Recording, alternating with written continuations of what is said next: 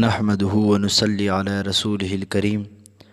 حضرت ابو ہریرہ رضی اللہ عنہ سے مروی ہے کہ آپ صلی اللہ علیہ وسلم سے یہ پوچھا گیا کہ کون سی عورت بہتر ہے، تو آپ صلی اللہ علیہ وسلم نے فرمایا، وہ عورت شوہر اس سے دیکھے تو وہ اس سے خوش کر دے، جب کوئی کام کہے تو اس کی اطاعت کرے اور اپنی عزت کی حفاظت کرے اور اس کی مرضی کے خلاف مال خرچ نہ کرے۔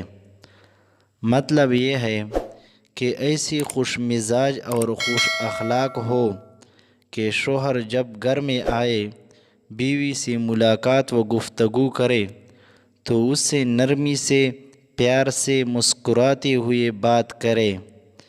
اگر وہ پریشان رنجیدہ بھی آئے تو اس سے نرمی سے، پیار سے، مسکراتے ہوئے بات کرے، اس سے حسن برتاؤ و حسن اخلاق سے خوش کر دے۔ ایسا نہ ہو کہ منہ بنا کر بیٹھی رہے، شوہر پوچھے تو شکایتوں کا انبار لگا دے، چنگاری کو آگ بنا کر پیش کر دے، رائی کے دانہ کو پہاڑ بنا کر دکھائے، مبالغہ آرائی، جھوٹ اور بدگمانی کی بنیاد پر ادھر ادھر کی لگا کر اس کے ذہن کو پریشان کر دے۔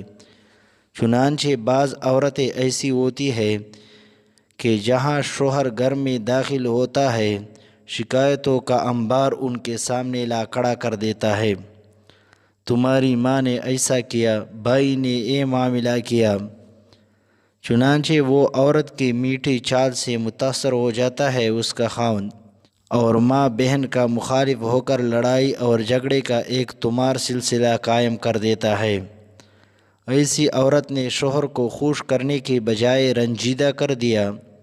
سو سنو، اپنے خاوند کو خوش اخلاقی اور اپنی پیاری گفتگو سے خوش کرو، شکایت سنا کر رنجیدہ نہ کرو اور جھگڑا مت کرو، خدا کے نزدیک اچھی کہلاؤ گی اور جنت پاؤ گی۔ وما علینا الا البلاغ۔